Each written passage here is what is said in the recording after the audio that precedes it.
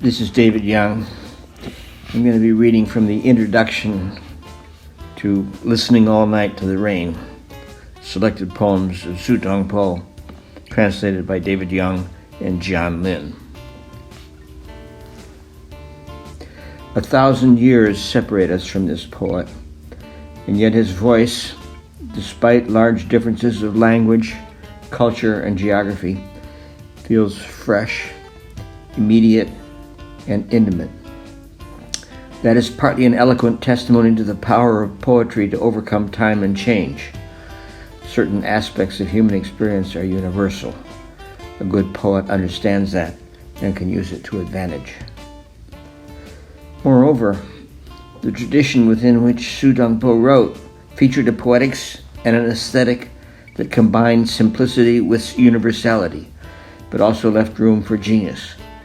Many poets from the period in which he lived, the Song Dynasty, 960 to 1278, are no longer read or admired, while Su Shi, 1037 to 1101, better known by his literary name Su Dongpo, has been rightly cherished as one of China's greatest poets, keeping company with earlier Tang Dynasty masters like Wang Wei, Du Fu, and Li Bai.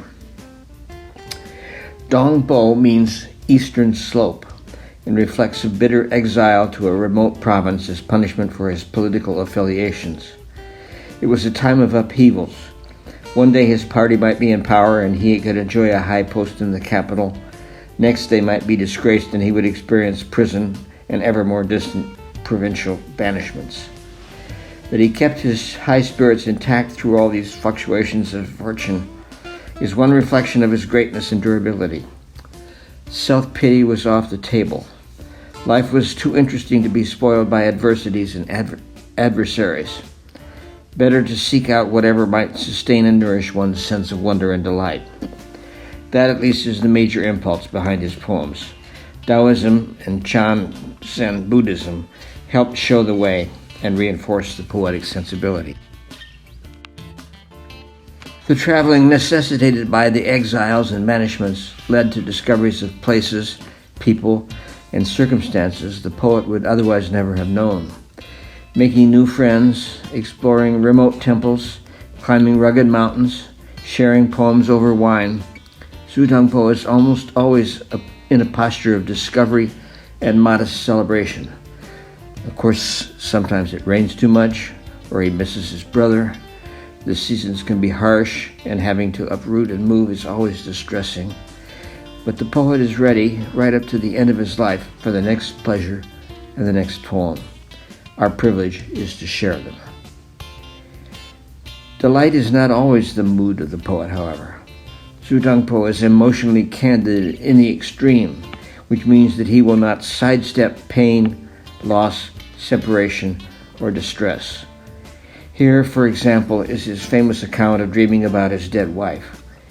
Old grief bursting fresh, nothing held back. A dream of my dead wife, to the tune of Jingling. 10 years gone, here in the dark I feel the miserable loss.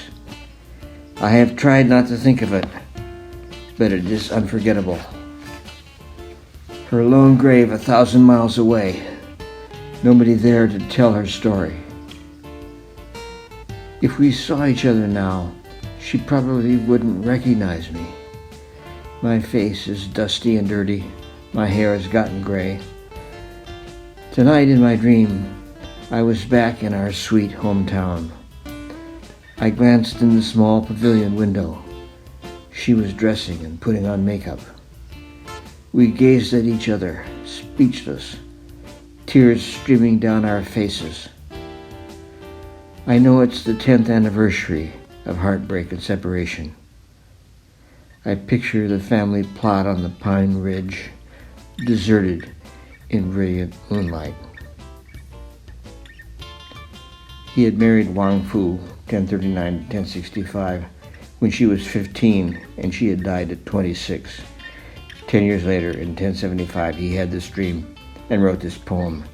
Its simplicity and sorrow are unforgettable.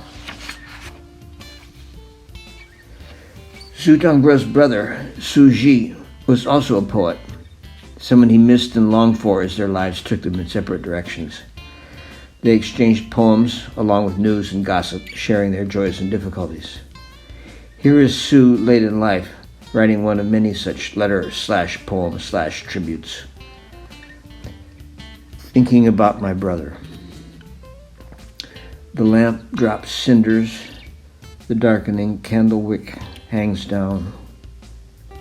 I poke the ashes in the stove over and over, sniffing the last fragrance. A fresh breeze comes.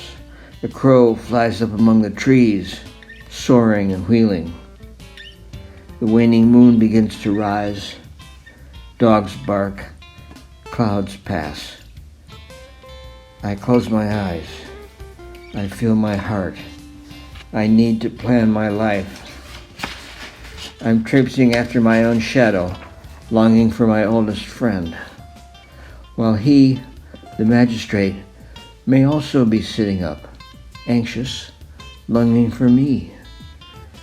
Across the sea between us, the moon shines clear as crystal. I share it with him now. The full title of this poem from 1097 is something like, "On the 17th day of the 12th month, sitting up all night until dawn while cherishing the memory of my brother, this poem is to express my feelings for Ziyu." Details that are apparently casually selected, the lamp and candle, the ashes in the stove, the soaring crow, the moonrise and barking dogs, all work beautifully to establish the mixed feelings of love and sorrow that the poet is experiencing, a map of his emotional landscape, while the final image of moon and sea helps to resolve his dilemma, for the present at least. The poem stands in for the absence and presence of the two poet brothers, and it's interesting that both of the poems I've quoted, different as they are, close with the calming image of moonlight, a trope that originated years earlier in Du Fu's love poem to his absent wife. That moon, we suddenly realize, is the same one we see now.